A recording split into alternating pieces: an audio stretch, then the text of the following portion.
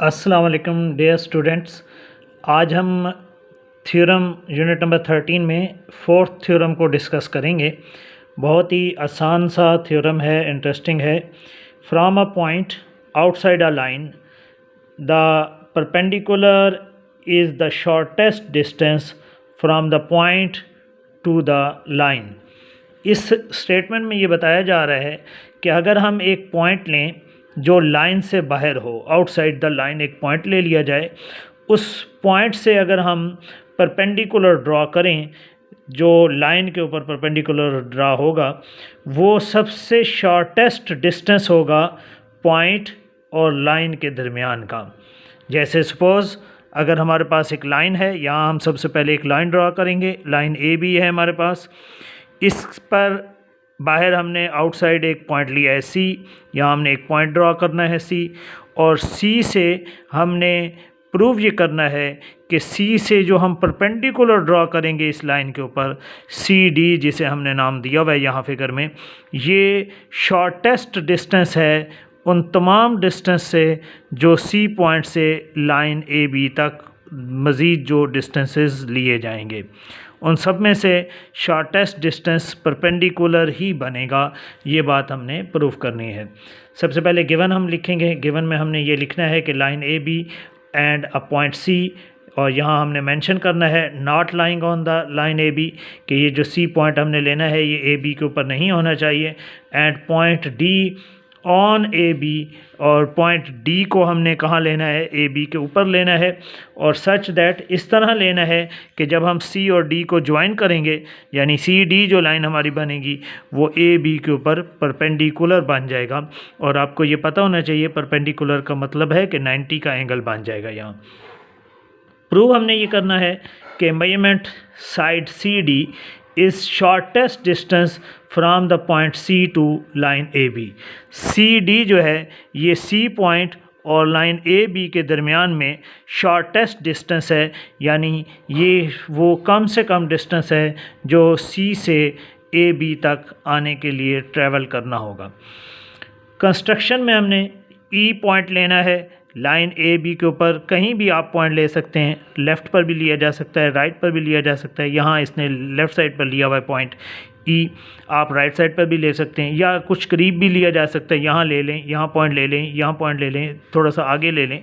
कहीं भी A B line के ऊपर एक पॉइंट हमने ई लिया है और ई पॉइंट को सी के साथ हमने ज्वाइन किया है, जिससे एक ट्रायंगल बन गई है सी डी ई, एक राइट एंगल ट्रायंगल बन गई है।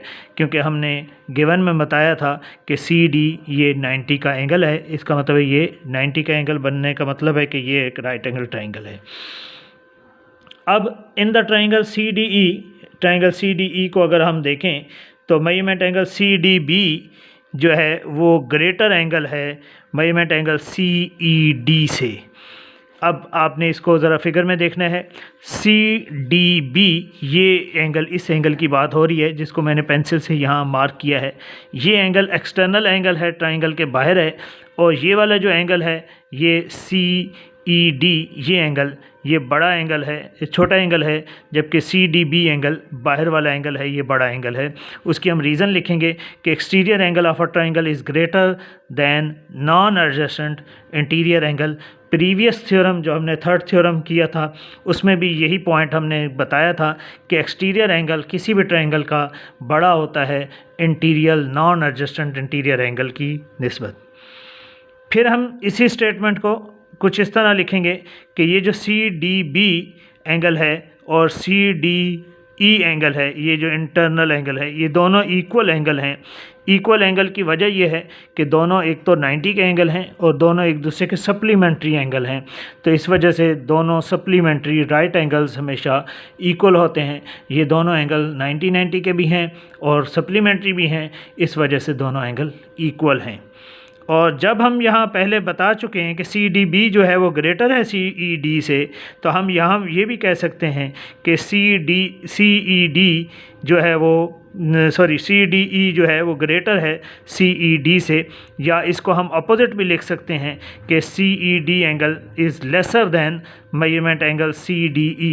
उसकी वजह यह है कि अगर हम आगे रीज़न मेंशन करेंगे कि A is greater than B हो, या हम ऐसे कहें कि B is less than A है, ये सेम प्रॉपर्टी है, इसको हम लेसर या ग्रेटर में कन्वर्ट कर सकते हैं कि हम ये कह सकते हैं कि first quantity is greater than second quantity. तो उसी रिवर्स स्टेटमेंट को हम ऐसे लिखेंगे कि second quantity is lesser than first quantity.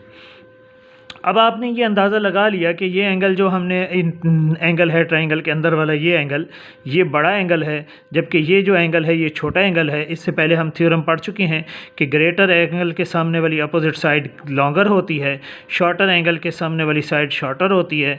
तो इसका मतलब है ये जो डी पर बनने वाला ये एंगल है बड़ा एंगल है, तो इसके सामने वाली जो साइड है CE ये लॉन्गर साइड होगी, और ये जो ई एंगल छोटा है तो इसके सामने वाली साइड जो CD है ये शॉर्टर साइड होगी। तो इसी स्टेटमेंट को हम नेक्स्ट आगे स्टेटमेंट बनाकर मेंशन करेंगे, और उसमें हम लिखेंगे कि CD is lesser than CE, कि CD जो है वो छोटी साइड है और CE बड़ी साइड है। वजह क्या है उसकी रीज़न पेश करेंगे, side opposite to the greater angle is greater, कि जो बड़े एंगल के सामने वाली साइड होती है वो ग्रेटर होती है। आप इसको ऐसे भी लिख सकते हैं, side opposite to the smaller angle is smaller या शॉर्टर, कि आप लिख सकते हैं कि शॉर्टर छोटे एंगल के सामने वाली साइड छोटी होती है। इस वजह से हम CD को छोटी साइड कह रहे हैं और CE को हम बड़ी साइड कह रहे हैं। बट यहाँ मेंशन करेंगे E is any point on AB। E तो हमने कोई रैंडम पॉइंट लिया था जो AB के ऊपर कोई भी पॉइंट हो सकता है वो लिया हुआ था। Hence CD is the shortest distance from C to line AB, के कोई भी CD जो है वो क्योंकि सबसे छोटा डिस्टेंस है CE से। आप इसके अलावा CE के अलावा सपोज़ अगर कोई स्टूडेंट कहे कि CE के अलावा हम यहाँ एक पॉइंट लेते हैं F ले लेते हैं, तो हम ये प्रूव कर सकते हैं कि CF is greater than CD। यहाँ हम कोई F के बजाय और पॉइंट ले लेते हैं, सपोज़ G पॉइंट ले लेते हैं, तो हम ये प्रूव कर सकते हैं कि CG is greater than CD। तो सारे CD, CF, CG, CF, CE ये सारे ग्रेटर होंगे, सबसे शॉर्टेस्ट जो डिस्टेंस होगा वो CD ही होगा। इसीलिए हम यहाँ मेंशन कर रहे हैं, लिख रहे हैं कि hence CD is the shortest distance from the C to the line AB, के शॉर्टेस्ट डिस्टेंस जो बनता है वो CD ही बनता है। शुक्रिया, अल्लाह हाफिज़।